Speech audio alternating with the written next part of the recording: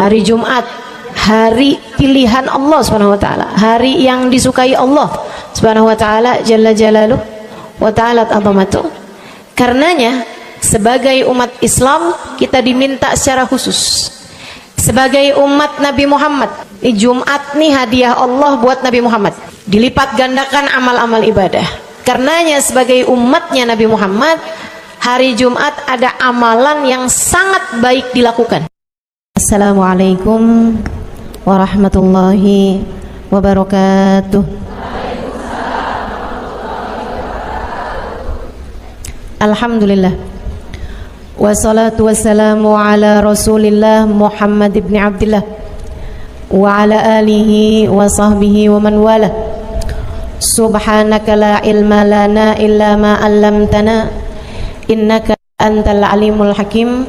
Rabbi syrah li sadri wa yassir li amri wahlul 'uqdatan min lisani yafqahu qawli, amma ba'du. Baik, sebelum kita mulai, kita akan baca niat belajar bersama-sama. Mudah-mudahan ilmunya nanti sekali lagi jadi ilmu yang manfaat buat kita sekalian. Bismillahirrahmanirrahim. Nawaitu ta'allum wa ta'lim wan naf'a wal intifa' wal mudzakarah wat tadhkir wal ifadah wal istifadah wal hidza 'ala tamassuk bi kitabillah wa sunnati rasulillah sallallahu alaihi wa alihi wasallam wa du'a ila al-huda wa dilalata 'ala al-khair ibtigha'a mardatih wa qurbih wa thawabih wa husnil khatimah ma'al lutfi wal afiyah wa salahil aqibah birahmatika ya arhamar rahimin. La hadratin Nabi Muhammad sallallahu alaihi wasallam wa alihi washabihi azwaji wa dzurriyyati wa ahli baiti waslimu jamil anbiya wal mursalin wal kulli ajma'in anna Allah yaghfiruhum wa yarhamuhum wa ya'li darajatihim fil jannah wa yanfa'una barakatihim wa asrarihim wa anwarihim wa ulumihim wa nafaatihim fid din wa dunya wal akhirah. Al-Fatihah, baca bersama-sama. A'udzu billahi minasyaitonir rajim. Bismillahirrahmanirrahim. Alhamdulillahi rabbil alamin arrahmanir rahim maliki yaumiddin. Iyyaka na'budu wa iyyaka nasta'in ihdinas siratal mustaqim siratal ladzina an'amta 'alaihim ghairil maghdubi 'alaihim waladdallin. Amin. Taqabbalallah minna wa minkum, taqabbal ya karim. Amalan kalau dikerjakan hari Jumat berlipat ganda 10 kali lipat. Itu kata Nabi kita Muhammad sallallahu alaihi wa ala alihi wasallam. Karenanya nih, hadir maulid di sini nih 1 kali kayak hadir maulid 10 kali. Amalan-amalan dilakukan pada hari Jumat berlipat-lipat ganda. Hari Jumat, hari pilihan Allah Subhanahu wa taala, hari yang disukai Allah Subhanahu wa taala jalla jalaluh wa ta'ala azamatuh. Karenanya sebagai umat Islam kita diminta secara khusus sebagai umat Nabi Muhammad, Jumat nih hadiah Allah buat Nabi Muhammad, dilipat gandakan amal-amal ibadah. Karenanya sebagai umatnya Nabi Muhammad, hari Jumat ada amalan yang sangat baik dilakukan pada malam dan hari Jumat ini. Nabi Muhammad mengatakan, "Aktsiru minas salati alayya fil lailatil gharra wal yaumil azhar." Kata Nabi, perbanyaklah bersolawat kepadaku pada malam yang benderang, bercahaya, dan juga pada siang hari yang terang benderang. Apa itu Rasul? Malam hari yang terang, siang hari yang terang. Itu malam dan siang apa yang mataharinya paling cetar membahana gitu? Atau malam purnama gitu? Atau bagaimana? Kata Nabi Muhammad, pada malam Jumat dan pada hari Jumat. Ini yang sekarang kita berada. Disunahkan, dianjurkan, direkomendasikan kita umat Islam untuk secara khusus memperbanyak bersolawat kepada Nabi besar Muhammad. Maka kita hadir pada maulid hari ini, pagi ini, mudah-mudahan dapat banyak keberkahan. Karena dalam maulid tuh per berapa baca solawat, sekian baca solawat, dikit-dikit solawatan, kan begitu. Alhamdulillah. Solawatan itu sendiri teman-teman saya sekalian merupakan cara kita menyambungkan diri dengan Nabi besar Muhammad. Fadilahnya banyak banget. Fadilahnya banyak banget. Solawatan itu banyak banget. Semua yang kamu perlukan, semua yang kamu idam-idamkan, semua yang kamu harapkan, dunia hingga akhirat ada dalam keberkahan, ada dalam fadilah bersolawat kepada Nabi besar Muhammad sallallahu alaihi wasallam. Setara vitamin kalau saya lihat-lihatin. Solawat itu setara vitamin. Kalau buat badan nih, solawat itu sama dengan vitamin. Vitamin itu orang sehat bagus, orang sakit bagus, orang baru habis sakit bagus. Orang kalau sehat perlu banyak vitamin untuk menjaga kesehatannya. Orang kalau sakit perlu vitamin biar cepat sembuh dari sakitnya, kan begitu? Orang kalau baru habis sakit, baru habis operasi, nah itu vitamin mesti perbanyak biar cepat pulihnya. Demikian pula dengan vitamin bagi kehidupan dunia akhirat kita adalah solawat kita kepada Nabi besar Muhammad sallallahu alaihi wasallam. Orang kalau banyak baca solawatnya, insya Allah penyakit-penyakit hati ini mudah-mudahan disehatkan Allah. Penyakit-penyakit pikiran mudah-mudahan disehatkan Allah. Masalah-masalah yang ruwet-ruwet biar jadi pada lancar. Jalan-jalan yang sepertinya buntu mudah-mudahan jadi terbuka. Keadaan-keadaan yang tidak menyenangkan, semoga dengan berkat salawat kita kepada Nabi Muhammad, Allah subhanahu wa ta'ala gantikan dengan keadaan-keadaan yang menyenangkan. Insya Allah. Salawat banyak benar manfaatnya. Meskipun tentu aja salawat bukan asal salawat. Maksudnya gimana Ustazah? Solawat bukan asal solawat.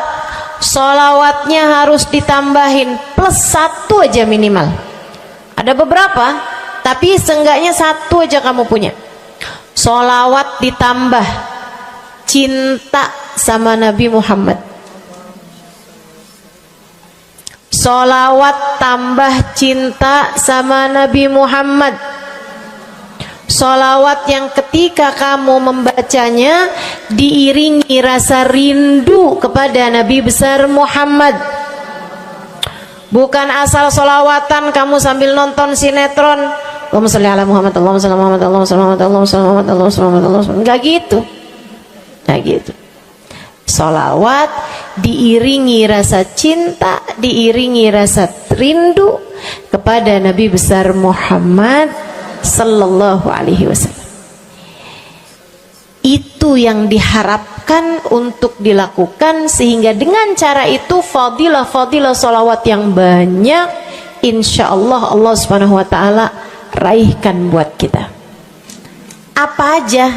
Yuk saya mau ngasih tahu beberapa di antaranya. Banyak masalahnya, saya mau nyebutin beberapa aja di antaranya. Satu, sholawat itu adalah amal ibadah kita yang tidak diwajibkan khusyuk, tidak wajib tahu artinya satu persatu. Jadi andai pun kita membacanya karena riya sekalipun, riya nih mau pamer, misalnya gitu ya, biar orang tahu suara saya bagus. Allahumma sholli ala sayyidina Muhammadin tibbil qulubi wa dawaiha wa afiyatil abdani wa shifaiha wa nuril absari wa diyaiha wa ala alihi wa sahbihi wa sallim. Suara saya bagus apa enggak? Bagus. Saya tadi berasa suara saya bagus, pas dengerin ibu-ibu kayak lebih bagus deh. Misalnya andai saya membaca sholawat sementara hati saya nggak murni, akan tetapi ada riak-riaknya. Hati saya nggak murni bener-bener nyari ridho Allah, akan tetapi masih ada kayak biar orang tahu saya rajin sholawatan, biar orang tahu nih saya sering bersolawatan, biar suami saya tahu nggak bawel mulu. Allahumma sholli ala sayyidina Muhammadin tibil qulub. Kamu tuh dari tadi nonton aja Allahumma sholli ala sayyidina Muhammadin tibil qulub. Misal gitu ya. Pokoknya yang namanya sholawat itu andai pun dibaca tanpa kehusyuan dan ada riaknya sekalipun, itu masih mungkin untuk diterima sama Allah. Katanya Imam Syafi'i alaihi ridwanallah, Imam Syafi'i radhiyallahu ta'ala anhu wa ardhah, beliau mengatakan kullu amal ibni adam bainal qabuli wa raddiha illa salatu ala al-habibi Muhammadi fa innaha maqbulatun hatman bighairi taraddudi. Semua amal ibadahnya manusia nih ada yang diterima, ada yang ditolak. Amalan kita nih ada yang diterima, ada yang ditolak. Amalan dari orang Islam yang hatinya punya cinta sama Nabi Muhammad, amalan dari orang Islam yang hatinya punya cinta sama Nabi Muhammad. Sebab kalau hati udah nggak ada cinta-cintanya sama Nabi Muhammad, bahkan Islam pun sulit untuk dia pertahankan. Sebab syahadat tak hanya berisi la ilaha illallah, melainkan juga berisi Muhammad Rasulullah. Kata Imam Syafi'i, kullu amal ibni adam bainal qabuli wa raddiha. Semua amal ibadahnya umat nih ada yang diterima, ada yang ditolak. Illa salatu alal habibi Muhammadi, selain salawat kepada Nabi Muhammad. Fa innaha maqbulah, karena sungguhnya salawat itu akan diterima oleh Allah hatman bighairi taraddudi, secara pasti tanpa ada keraguan-raguan. Kamu mati bawa iman, salawatmu semua diterima sama Allah.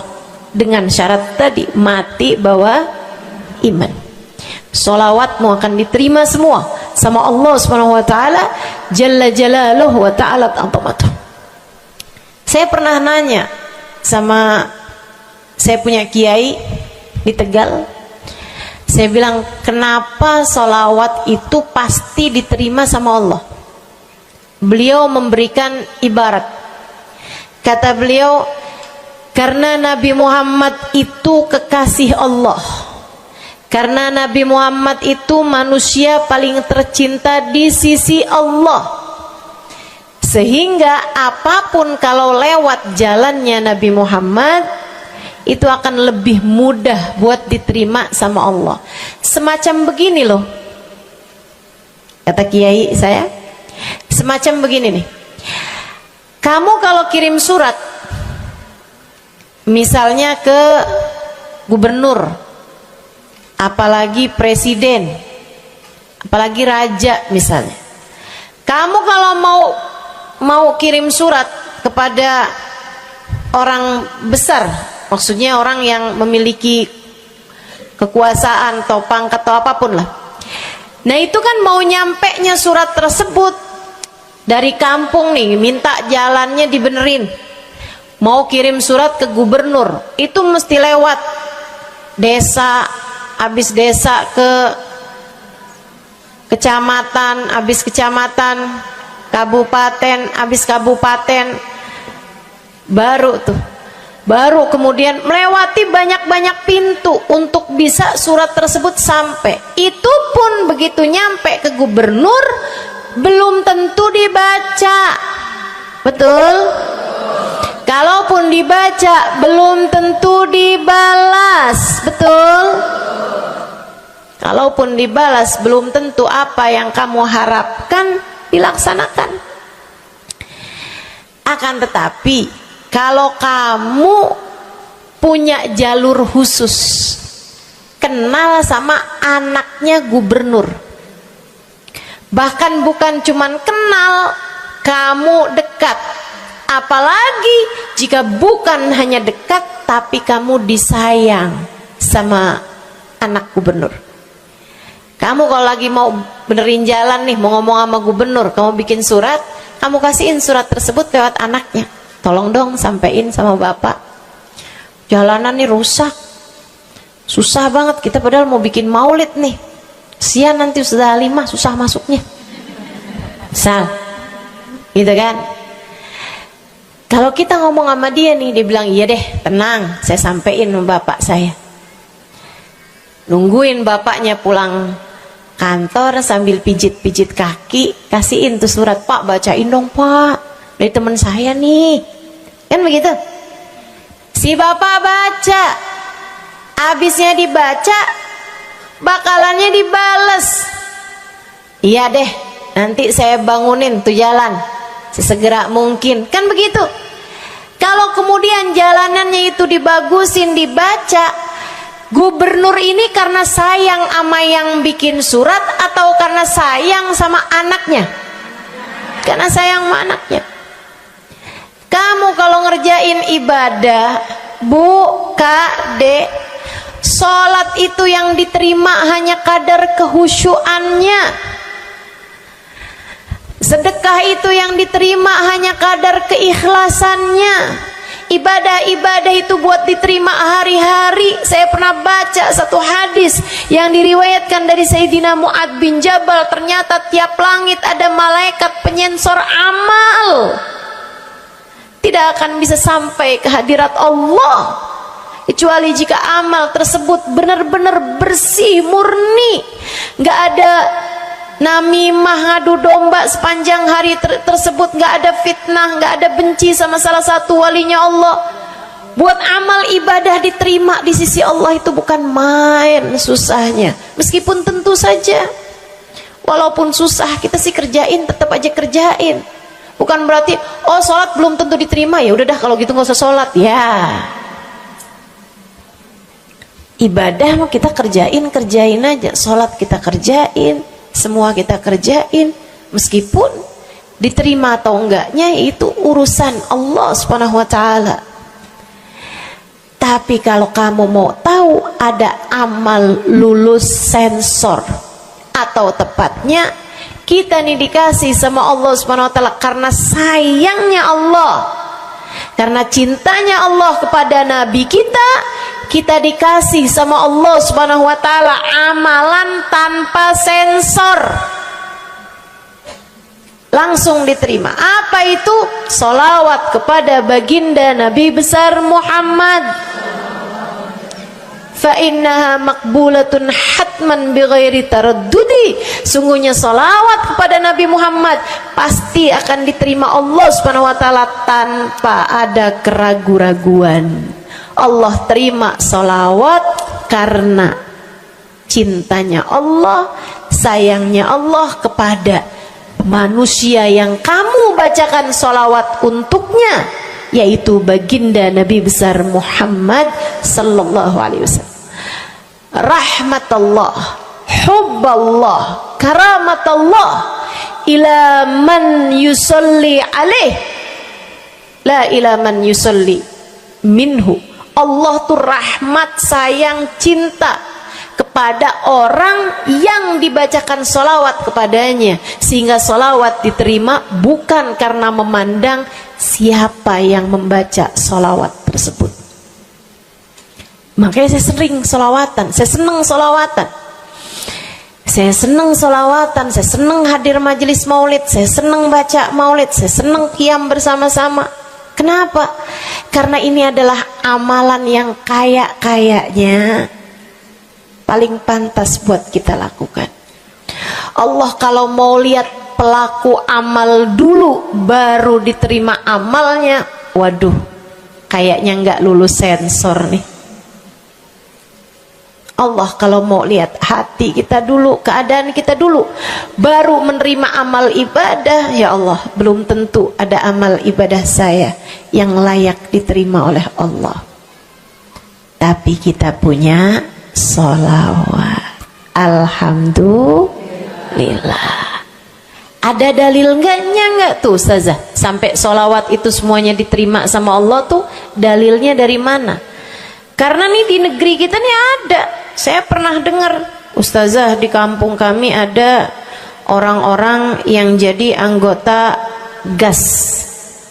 Apa itu GAS? Gerakan anti sholawat. Lah, serem bener. Ada lagi namain dirinya GAM. Apa saya bilang? Gerakan anti maulid. Ya, saya dengernya kesian bener, kesian bener. Lantas dia mau menghadap Allah bawa amal bekal apa? Bukankah sholawat adalah amalan kita umat Islam yang ketika melakukannya Allah tidak peduli siapa yang membaca sholawat, yang Allah pedulikan adalah kekasih hatinya, kekasih Allah yang dikirimkan sholawat kepadanya, yang disolawatinnya yaitu Nabi besar Muhammad alaihissalam. Dalilnya hadisnya Nabi Muhammad sallallahu alaihi wasallam. Kata Nabi Muhammad, mulailah doa kalian dengan salawat padaku, akhirilah doa kalian dengan salawat padaku, karena sesungguhnya salawat padaku akan diterima Allah. Masakah Allah menerima depan, menerima belakangnya, dan kemudian menolak tengah-tengahnya? Gitu kata Nabi. Diajarin, kamu kalau doa solawatan dulu, ntar abis doa juga solawatan lagi. Biar kenapa Rasul? Biar di awal diterima udah pasti, di akhir diterima udah pasti, tengah-tengahnya nih doa kamu biar diterima sama Allah Subhanahu wa taala. Artinya bahwa solawat itu memang amalan kita yang akan diterima Allah Subhanahu wa taala. Andai nggak ada fadilah solawat selain yang ini, saya akan bersolawat. Andai nggak ada fadilah lain nih, nggak ada, solawat tuh fadilahnya cuma amal ibadah yang diterima sama Allah, saya mau kerjain.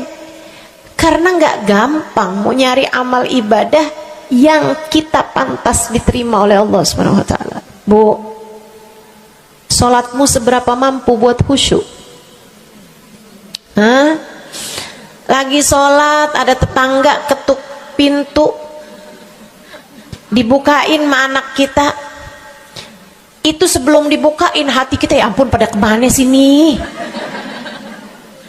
Gak dibuka-buka tuh siapa lagi yang datang? Kita udah sampai yang Bismillahirrahmanirrahim, sampai kita keras-kerasin. kagak juga ada yang bukain pintunya. Udah berisik sholat kita Bu, baca apaan, yang kita inget apaan. Habis dibukain pintu diomongin, iya nih mau ngundang tangga belakang rumah nih, mau nyunatin anaknya nanti hari Minggu jam 8 pagi. Iya ada pengajian, undang kiai dari kampung sebelah. Itu semuanya informasi yang disampaikan sama tuh tamu, kita dengar semua. Sampai udah mikir mau ngamplop berapa enaknya ya. Panjang bener. Betul begitu? Pakai baju yang mana ya? Betul begitu? Berisik. Ustazah kok tahu? Iya, nah saya juga gitu. Sholat kita masih bising, sholat kita masih berisik. Rasanya masih belum pantas sholat kita ini untuk bawa kita menuju surga. Belum pantas rasanya sholat kita ini untuk kita haturkan kepada Allah Subhanahu wa ta'ala. Sholat kita ini belum layak diterima, bagaimana mungkin untuk dibalas? Diterima aja masih belum pantas. Katanya Sayyidina Hasan Al-Basri alaihi ridwanallah, salah la tahdur fiha al-qalb fahiya ila al-uquba asra. Salat yang hati kamu enggak hadir di dalamnya lebih mendekatkanmu kepada azabnya Allah Subhanahu wa taala. Naudzubillah min dzalik. Gimana nih modelannya? Gak bisa kita andalkan sholat kita, meskipun tentu saja kita tetap harus sholat.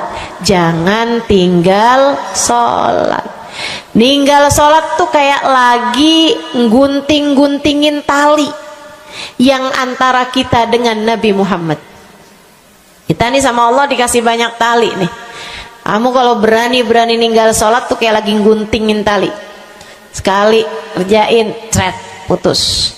Sekali lagi cet, putus. Ada beberapa tali, udah tuh ninggalin sholat beberapa kali dengan kesengajaan, dengan pengetahuan, sangat sulit untuk menyambungkan dirimu dengan baginda Nabi besar Muhammad sallallahu alaihi wasallam yang telah mengatakan sesungguhnya perbedaan antara kita dengan orang non muslim adalah urusan sholat. Jadi itu fadilahnya solawat. Jadi amal ibadah yang akan diterima Allah.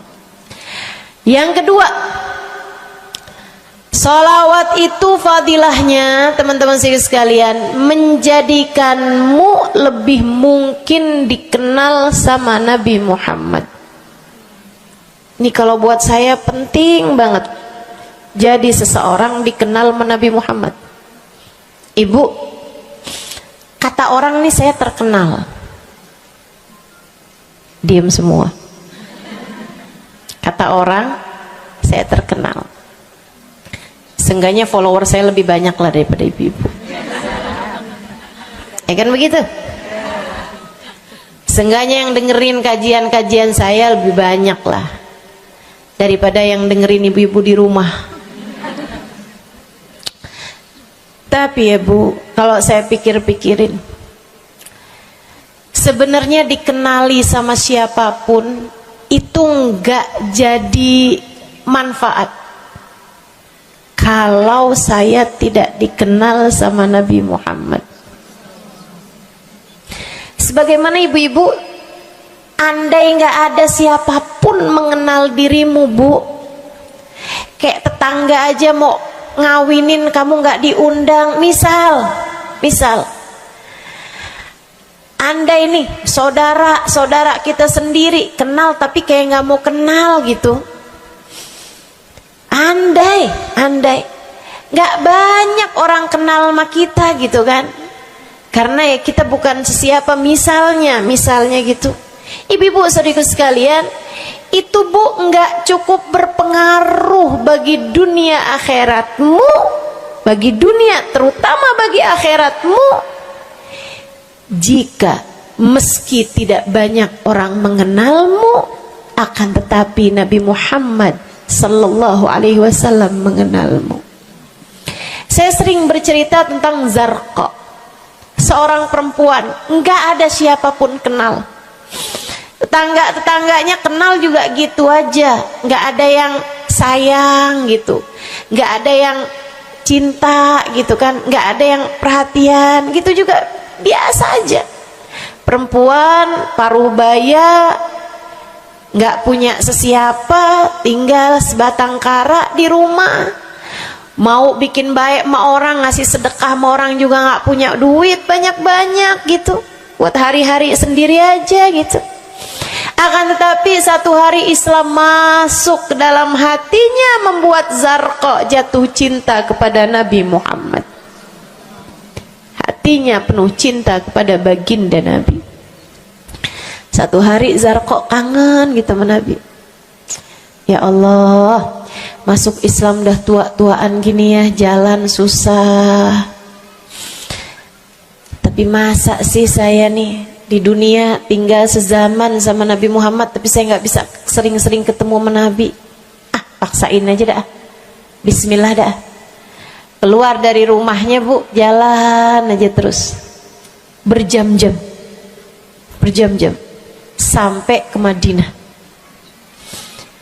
Di Masjid Nabawi, Masjid Madinah, masjidnya Nabi, duduk nungguin Nabi. Mau ngetuk pintu nggak sopan, berasa nggak adab, nggak akhlak, ngetuk rumah Nabi Muhammad alaihissalam.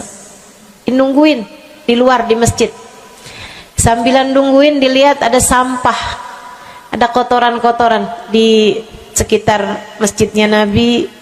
Di lantainya kan tanah, dindingnya juga bukan sesuatu yang ini gitu, nggak dicat juga gitu kan. Akhirnya diambilin sampah-sampah tersebut, dibersihin masjid Nabi Muhammad, disapuin sama dia masjid Nabi. Dia melakukan itu bukan karena apaan sih nih orang-orang nih masjidnya dibiarin kotor, astagfirullah, nggak gitu. Tapi dia melakukan itu bukan sambil ngomelin orang-orang yang buang sampah sembarangan, akan tetapi karena rasa cinta kepada baginda Nabi besar Muhammad sallallahu alaihi wasallam. Nabi keluar, disamperin bu sama Nabi Muhammad. Karena Nabi itu urusannya urusan hati. Jadi kamu kalau kepengen dikenalin sama Nabi, bukan dengan wah ada maulid Nabi nih saya harus duduk paling depan. Enggak. Urusan sama Nabi itu urusan hati. Urusan sama Nabi urusan rasa. Bagaimana kamu terhadap Nabi Muhammad sallallahu alaihi wasallam, seperti itu pula lah Nabi Muhammad kepadamu. Kamu sering merasa rindu sama Nabi, Nabi juga rindu sama kamu. Kamu sering ingat sama Nabi Muhammad, Nabi juga sering ingat sama kamu. Tapi kalau kamu lupa sama Nabi Muhammad, kalaupun lagi dengerin kajian tentang Nabi Muhammad, bosen Nabi Muhammad mulu yang diceritain, astagfirullah. Atau kamu baru ingat sama Nabi Muhammad di saat-saat seperti ini, pas udah pulang ke rumah, mikirin urusan tagihan listrik, mikirin urusan makan siang, makan malam, harus masak apa, sampai Nabi Muhammad nggak pernah lagi ada di pikiran kamu. Kalau seperti itu jangan salahkan siapa-siapa. Jika kamu pun juga menjadi seseorang yang dianggap lalu saja oleh Nabi Muhammad, nggak dikenali secara khusus. Nabi Muhammad kenal sama semua umatnya, betul, tapi dikenali secara umum. Pengen dikenali secara khusus, nih dia nih caranya. Zarqa bu disamperin sama Nabi Muhammad, hatinya punya rasa cinta, khidmah sama Nabi Muhammad alaihissalam. Samperin sama Nabi, tanyain, Bu, dari mana? Saya nggak pernah lihat ibu selama ini. Saya dari kampung saya, Rasul. Sebutin nama kampungnya. Misalnya gitu. Apa tuh tadi? Soreang. Nah, itu. Jambu. Dari Jambu. Kamu dari mana? Dari Jambu. Berasa ulet ya? Keluar dari Jambu.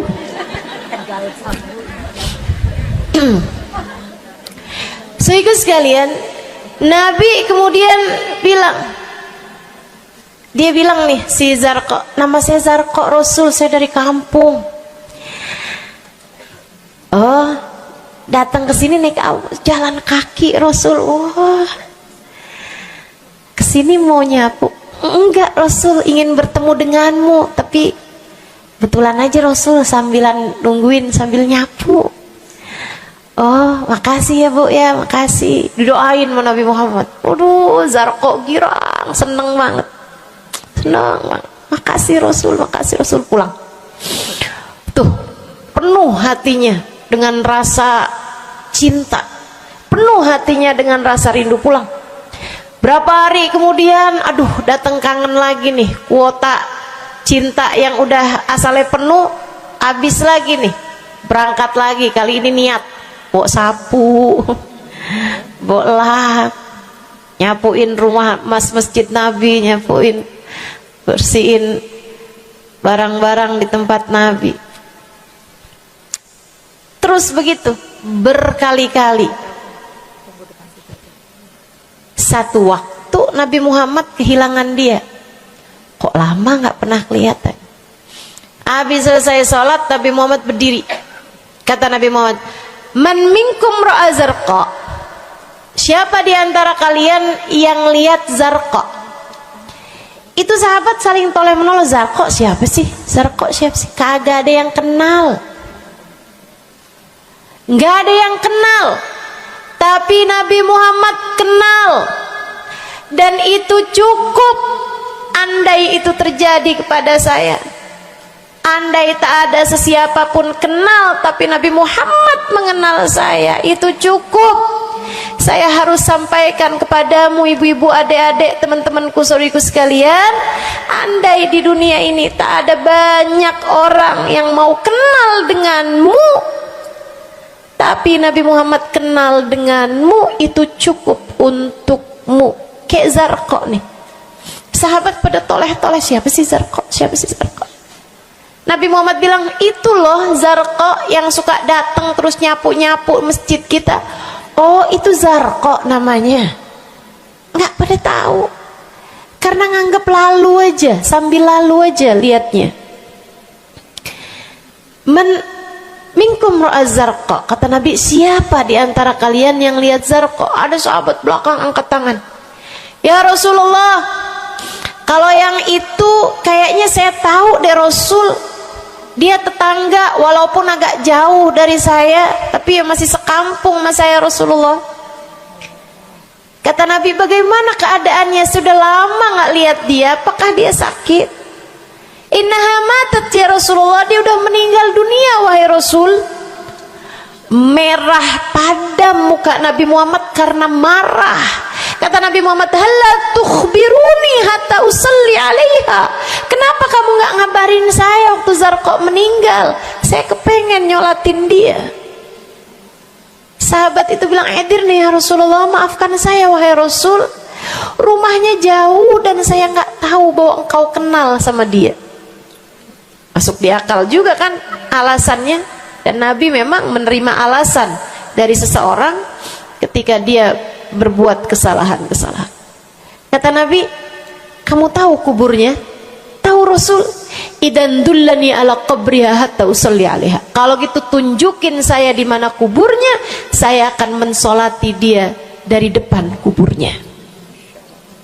Bu, Nabi berdiri, sahabat ini berdiri, sahabat-sahabat semasjid berdiri. Mereka ikut semuanya jalan barengan sama Nabi berjam-jam jauhnya, hanya untuk Nabi Muhammad mensolati seorang perempuan yang bahkan tidak ada sesiapa pun yang mengenal dia. Bu, orang kalau disolatin sama Nabi, kebayang kayak apa nikmat kuburnya. Orang kalau di dunianya dicari menabi kayak begini, di akhiratnya pasti dicari menabi. Orang kalau dicari sama Nabi Muhammad di akhirat, kelar semua urusan, beres semua urusan, hisab, adab lewat semuanya, dicari sama Nabi Muhammad. Manusia yang dikasih Allah bisa pegang kunci surga. Kunci surga itu Nabi Muhammad yang pegang.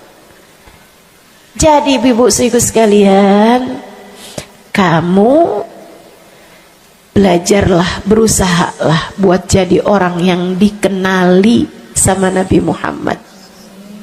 Gimana caranya Ustazah? Salah satunya adalah dengan bersolawat. Saya dapat satu cerita dari guru saya, Sayyidil Habib Umar bin Hafiz. Kata Habib Umar, ada seseorang satu malam bermimpi Nabi Muhammad SAW. Dia seorang dai, seorang ulama, seorang yang banyak dengarkan orang. Satu waktu dia bermimpi, dia lagi ada di depan pintu rumahnya, kemudian dia lihat Nabi Muhammad lewat. Dia panggil, "Ya Rasulullah." Nabinya nggak noleh, jalan aja terus. Kebangun dari tidurnya, seneng impi Nabi, tapi sedih karena dalam mimpinya Nabi Muhammad tidak menoleh kepadanya. Besok harinya dia datang kepada gurunya. Walaupun ulama kan punya guru, malah kita curiga kalau ada ulama nggak punya guru. Nih ilmunya nyambungnya kemana?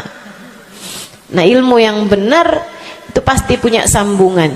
Ilmu kita nih, ilmu dari Nabi Muhammad, itu pasti ada sambungannya kepada Nabi Muhammad alaihi wasallam. Gurunya nyambung ke gurunya, gurunya sampai kepada Nabi Muhammad sallallahu alaihi wasallam. Akhirnya dia datang kepada gurunya, "Ya Syekh, ra'aitul barihah Rasulullah sallallahu alaihi wasallam." Syekh, tadi malam nih saya ngimpi Nabi Muhammad. Nabi Muhammad lewat depan saya, fanadaituhu, saya panggil Nabi Muhammad, falam yujibni, tapi Nabi Muhammad tidak menjawab panggilan saya. Sedih banget saya, Syekh. Kenapa ya Nabi Muhammad gak noleh saya panggil-panggil? Syekhnya bilang, fa innahu lam ya'rifka ba'd. Nabi gak mau noleh sama kamu karena Nabi Muhammad gak cukup kenal sama kamu. Gimana cara saya biar dikenali sama Nabi Muhammad? Syekh tersebut menjawab, akfir minas salati alaih, perbanyaklah membaca salawat kepada Nabi Muhammad. Baik Syekh. Jadi murid nih, dikasih tahu sekali langsung kerjain. Tiap hari baca salawat. Selain agar dia jadi tambah dekat, tambah kenal dan dikenali sama Nabi Muhammad SAW. Dia baca sholawat bukan biar tanah cepat laku. Dia baca sholawat bukan karena bosan menjomblo biar jodoh cepat datang. Bukan. Dia baca sholawat hanya karena ingin semakin dekat dengan Nabi besar Muhammad. Tuh cobain. Kamu kalau baca sholawat gak usah ada niat-niatan yang lain. Sholawat biar dicinta sama suami lah. Kamu baca sholawat itu mestinya biar dicinta sama Nabi, bukan biar dicinta sama orang lain. Nah, itu kan kayak mendekati seseorang padahal pengen dicinta sama orang lain, kan aneh.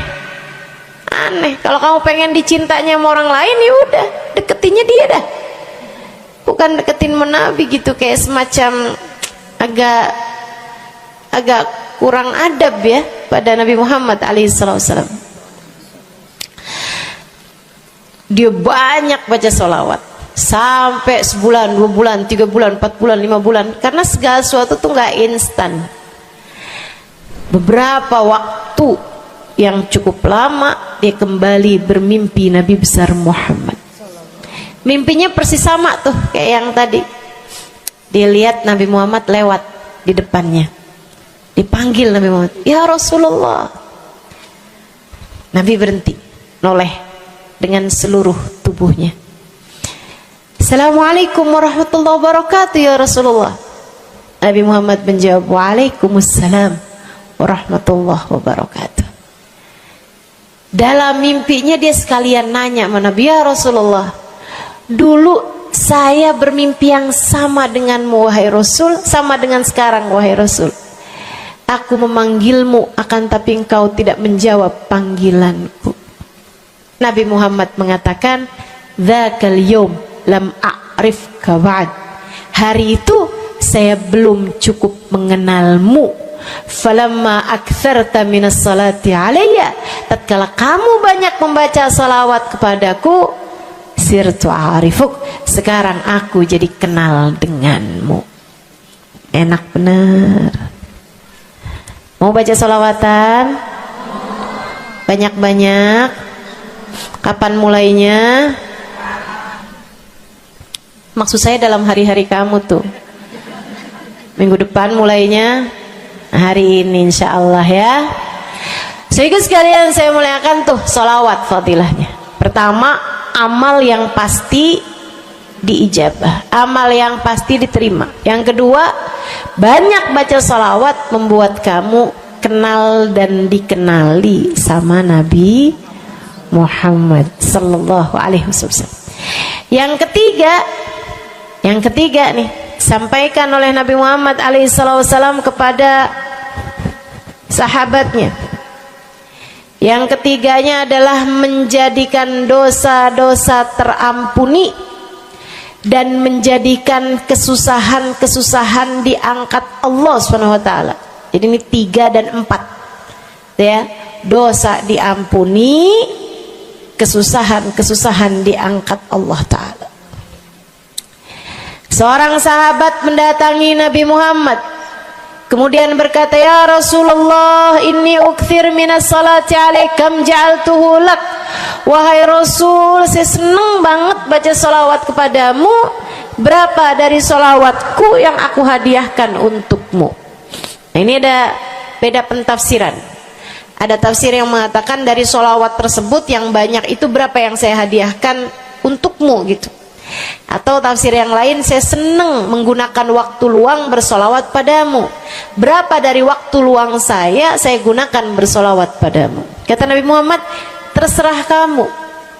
Dia bilang, kalau gitu Rasul 1/3, 1/4 dari solawat saya hadiahkan untukmu.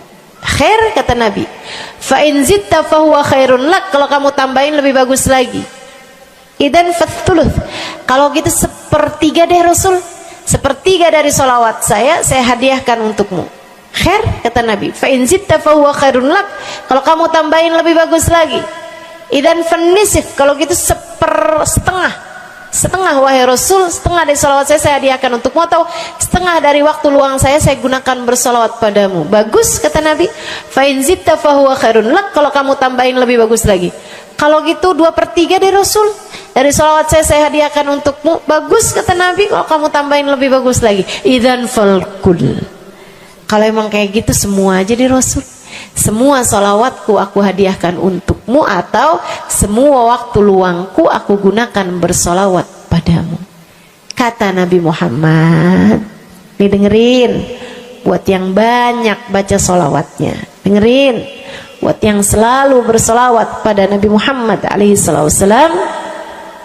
Katanya Nabi Muhammad kepada yang banyak baca salawatnya, idzan tukfahamu wa tughfar dzambuk, kalau begitu maka akan terangkatlah seluruh bebanmu, akan diangkatlah seluruh kesusahanmu, wa tughfar dzambuk, akan diampunilah seluruh dosa-dosamu.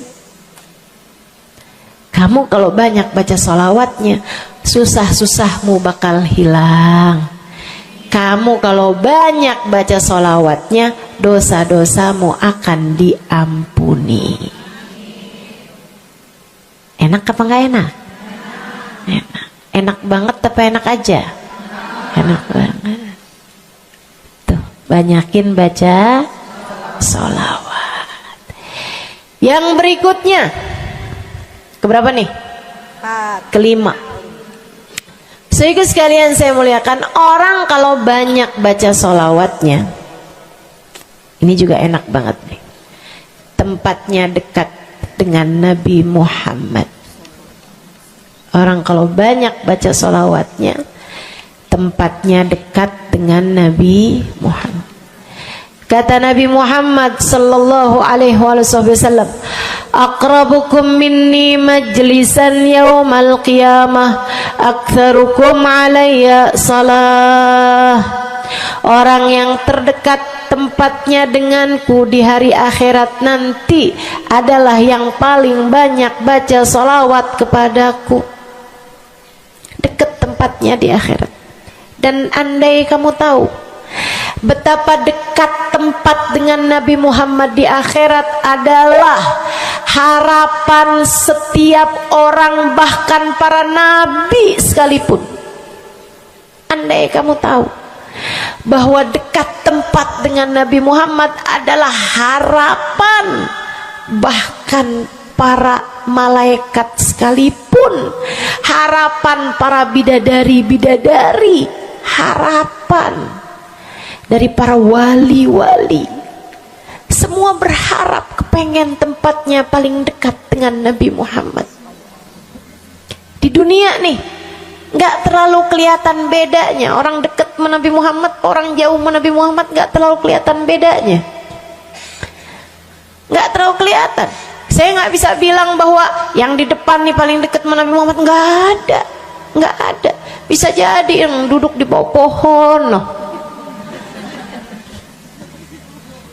Bisa jadi yang kalau mau ngelihat saya harus pakai berdiri dulu, yang di belakang sana tuh. Bisa jadi. Saudaraku sekalian yang saya muliakan, yang paling dekat tempatnya dengan Nabi Muhammad di akhirat, dan itu adalah harapan semua orang, adalah yang paling banyak baca sholawat kepada Nabi Muhammad. Mudah-mudahan kita jadi orang yang gak nyesel di akhirat dengan dekat dengan Nabi Muhammad, insya Allah. Ibu saya sekalian, yang terakhir saya mau sampaikan sebagai salah satu fadilah besar kita membaca salawat kepada baginda Nabi besar Muhammad sallallahu alaihi wasallam adalah bersihnya hati. Ibu nggak susah apa ngadepin hati yang kotor? Bukan hati orang, Bu, hati kita sendiri. Ya Allah, ya Allah. Ketemu sama si itu, pikiran langsung ya, ih, orang itu ya. Sama si itu nggak cocok karena ngerasa diri dizolimi. Ketemu sama si itu nggak demen, dia punya utang nggak bayar-bayar. Ketemu sama yang itu nggak enak karena dia, ayo aja. Ya Allah, ya Allah. Kalau kamu bermasalah sama satu orang, bisa jadi yang bermasalah kamu atau yang bermasalah dia. Tapi kalau kamu bermasalah sama semua orang, dipastikan yang bermasalah adalah dirimu sendiri. Bisa-bisanya sama saudara nggak akuran, sama suami beranteman mulu, sama anak-anak juga anak-anak berasa, sama anak-anak juga anak-anak berasa nggak dekat. Kemudian lagi sama tetangga pada sebel, tua nggak akuran. Masya Allah, Masya Allah. Yang bermasalah dirimu, Kenapa sih saya udah baik kayak begini, tapi semua orang musuhin saya? Kagak baik. Kalau kamu baik nggak bakal dimusuhin sama semua orang, kan begitu. Kalau kamu baik nggak bakalan dihindarin sama semua orang. So itu sekalian saya muliakan, memang menghadapi itu saya udah lihat, sering ditanya, Ustazah ini kan dakwah, siapa yang paling sulit dihadapi? Diri sendiri. Gak ada yang sulit saya hadapi lebih daripada diri sendiri. Diri sendiri yang paling sulit kita hadapi. Makanya katanya Syekh Jalaluddin Ar-Rumi, siapa yang bisa mencari kedamaian dalam dirinya, siapa yang sudah selesai menghadapi dirinya, dia akan mampu menghadapi siapapun. Itu yang diminta Sayyidina Musa alaihi salam, Nabi Allah Musa, ketika diminta untuk menghadapi Fir'aun, yang beliau minta sebagai bekal adalah kemampuan menghadapi diri sendiri yang bersumber dari hati yang lapang. Karenanya begitu diminta untuk menghadapi Fir'aun, yang diminta oleh Nabi Musa, Rabbi syrahli sadri, ya Allah lapangkanlah dadaku, wa yassirli amri, mudahkanlah urusanku. Jadi yang diminta sama Nabi Musa bukan yang siapkan peralatan ya Allah buat saya, ya Allah siapkan mukjizat-mukjizatku ya Allah, yang sekali lirik Fir'aun langsung tunduk sama saya gitu ya Allah. Enggak gitu yang diminta. Ya Allah saya minta, ya Allah saya bisa pegang apapun, bisa saya ubah jadi ular biar bisa. Enggak gitu Nabi Musa. Yang diminta adalah kemampuan menghadapi diri sendiri. Rabbi syrahli sadri, ya Allah lapangkan dadaku, mudahkan urusanku, biar saya bisa ngadepin Fir'aun dengan lebih bijak, biar saya bisa ngadepin orang lain dengan akhlak yang terpuji. Tuh Nabi Allah Musa. Saudara sekalian yang saya muliakan, karenanya nih paling susah dihadapi nih hati sendiri, diri sendiri paling susah dihadapi. Saya sebagai orang yang sulit menghadapi diri saya sendiri, saya sampaikan salah satu dari tips yang bisa saya bagikan kepadamu: banyakin baca sholawat. Cobain. Kalau hati kamu lagi gelisah, kalau hati kamu sedang dirundung cemburu, kalau hati kamu sedang dihantui oleh rasa-rasa yang gak enak, kalau hati suudzon terus-terusan